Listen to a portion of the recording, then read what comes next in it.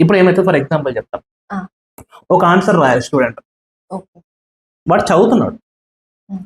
ఉన్న కంటెంట్‌లో ఆన్సర్ రాయాలి అంటే, లేదు ఆన్సర్ క్వెషన్ చూసాడు సరిపోదేమో అని చెప్పి ఇప్పుడు రాయడు. ఇంకా చదువుతా అంటాడు. హ్మ్. చదివి ఎళ్లి రాస్తా అంటాడు. ఎళ్లి రాయొచ్చు. చదివినాక రాయొచ్చు. ఇప్పుడు వాడు ఏం చదివిండో అదే పోయి రాస్తున్నాడు. ఆలోచన లేదు. అది పర్ఫెక్ట్ అనుకుంటున్నాడు. Okay. So, creativity was missing. Yeah! అది షార్ట్ కట్. పర్ఫెక్ట్ కాదు. ఓకే. ఇంకా పర్ఫెక్ట్‌గా చదువుతా అన్నాడు గాని చదవలేదు. అండ్ సమ్ టైమ్స్ ఒకవేళ చదివిపోయి రాస్తా కాకుండా మొత్తం సిలబస్ అయినాక రాస్తా అన్న వాళ్ళది ఈ సిలబస్ అయితేనే ఉంటది, ఆగదు. ఇంకా అసలు నా పని చేసేదే ఉండదు. ఇప్పుడు మనం మెయిన్స్ రాసిన పిల్లలు చాలా మంది ఉన్నారు. యాహ్! చాలా దానిలో ఇబ్బంది పడ్డ పిల్లలు ఎవరున్నారంటే, పర్ఫెక్ట్‌గా ప్రిపరేషన్ చేయాలని కంటెంట్ మీద ఎక్కువ కాన్సంట్రేట్ చేసి ప్రాక్టీస్ తక్కువ చేసిన వాళ్ళు. హ్మ్. వాళ్ళకు కనబడద్ది.